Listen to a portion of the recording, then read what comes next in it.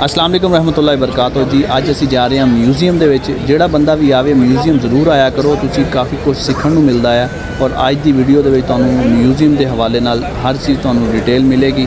और दूसरा उसकी 15 रियाल टिकट है। और जुमे का दिन सी अज 2024 का पहला जुमा जिहड़ा सीगा असीं हरम दे विच पढ़िया। मेरे नाल हाजी बिलाल साहब खानेवाल चों ने और ये काफला लैके आए ने, अपना ग्रुप लैके आए हुए ने और माशाअल्लाह इन्हां नूं अज ज़ियारत करवाउण लई लैके जा रहे हैं म्यूजियम दे विच। और देखो मदीने दे विच अज रश कितना सीगा 2024 का पहला जुमा माशाअल्लाह। यहीं पर अल्लाह के रसूल सल्लल्लाहु अलैहि वसल्लम पर वही का नुज़ूल होता था। यही अल्लाह के रसूल सल्लल्लाहु अलैहि वसल्लम ने कहा कि रियादुल जन्ना है, यही मिंबर है जो जन्नत के दरवाज़ों में से एक दरवाज़ा है। उसी मस्जिद नबवी को आपने देखा कि अल्लाह के रसूल सल्लल्लाहु अलैहि वसल्लम के ज़माने से ये कैसे छोटी से शुरू हुई, जिसका उस वक्त जब पहले बनाया 2475, फिर हज़रत उमर इब्न ख़त्ताब आए तो उन्होंने जब बढ़ाया तो 3575, फिर हज़रत उस्मान गनी रज़ियल्लाहु तआला अन्हु आए तो उन्होंने 4071 मुरब्बा मीटर पर मुश्तमिल हुआ।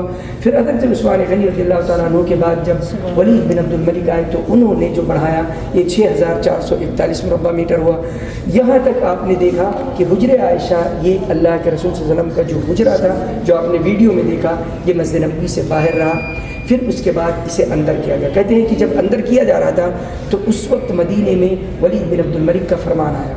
उन्होंने पढ़कर सुनाया जाने लगा कि अल्लाह के रसूल सल्लल्लाहु अलैहि वसल्लम के हुजरात को, हुजरात उम्महातुल मोमिनीन को मस्जिद नबवी के अंदर तौसील में शामिल किया जाए। तो जो ताबईन थे, सहाबा किराम, उस वक्त मदीने में कोई नहीं था। तमाम सहाबा किराम, एक भी कोई सहाबा किराम मदीने में उस वक्त मौजूद नहीं थे जिस वक्त मस्जिद नबवी के अंदर हुजरे आयशा को शामिल किया गया। लेकिन ताबईन थे और उन ताबईन में सैयद ताबईन कौन है? सैयद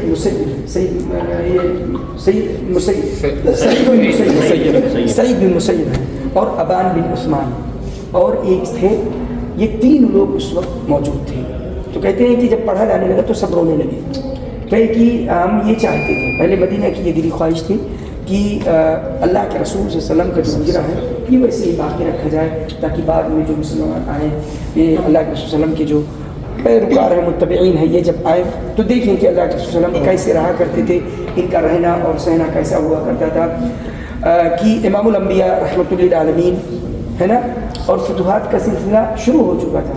अब देखेंगे कि ग़ज़वे हुनैन हुआ जिसमें अल्लाह के रसूल सल्लल्लाहु अलैहि वसल्लम को इतने ज़्यादा माल गनीमत मिला कि भर भर के आपने दिया, लेकिन उसके बावजूद भी आपका रहना एकदम एक कमरा छोटा सा, और वो कमरे भी ऐसे थे, एक ऐसे घर जिनके आगे आंगन था और एक ऐसा घर जिनके आगे आंगन वगैरह नहीं था, एक कमरे का घर हुआ था, उसी में रहा।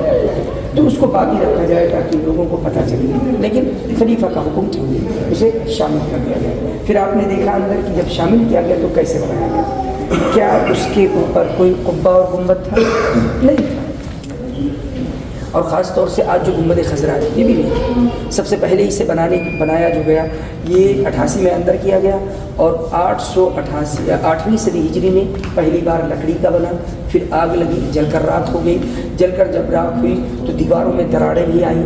उस वक्त कहते हैं कि मदीना में या एक आलिम थे जो अशराफ में से थे, और अशराफ ये कौन होते हैं?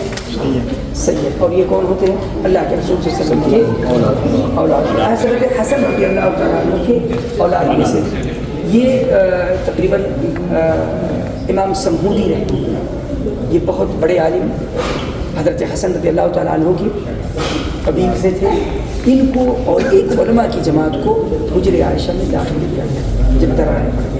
कि देखिए क्या है, कभी जब हम दाखिल हुए तो वहाँ हमने कब्रों की कोई आसार नहीं देखा, ज़मीन बैठ चुकी थी, लेकिन कब्रों के तो आसार नहीं देखे कि भाई ये ऐसे जैसे आज बताया गया, लेकिन खुशबू हम महसूस करा, खुशबू आ रही। तो एक चीज़ आप सोचें, आप अगर कोई इसमें से पढ़ा होगा और बुखारी पढ़ा होगा तो इमाम बुखारी रहमतुल्लाह के जो मुक़द्दमा है, तालीफ़ क्यों की गई, ये उसका सबब है। फिर आखिर में उन्होंने बताया है कि जब उनकी वफ़ात हुई, इमाम बुखारी रहमतुल्लाह, ये कुरान की बात सबसे सही किताब बुखारी है। कहते हैं कि जब उनकी वफ़ात हुई तो इनकी वफ़ात होने के बाद जब इन्हें दफन किया गया तो इनके कब्र से ऐसी खुशबू आई कि तमाम लोग इनकी मिट्टी उठा कर ले जाने लगे। तो फिर वो बंद घेर दिया गया। और ये क्यों? یہ اس لیے کہ انہوں نے صرف احادیث رسول کی خدمت کی، یعنی اللہ کے رسول صلی اللہ علیہ وسلم کی صحیح حدیثوں کو جمع کیا۔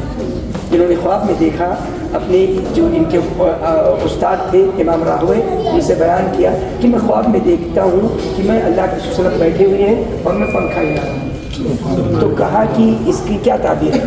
تو کہا کہ آپ اللہ کے رسول صلی اللہ علیہ وسلم سے جھوٹ کا دفاع کریں گے، یعنی جو بعض لوگ اللہ کے رسول صلی اللہ علیہ وسلم کی طرف جھوٹی حدیث گڑھ کر منسوخ کر دیے ہیں، اس کا آپ دفاع کریں گے۔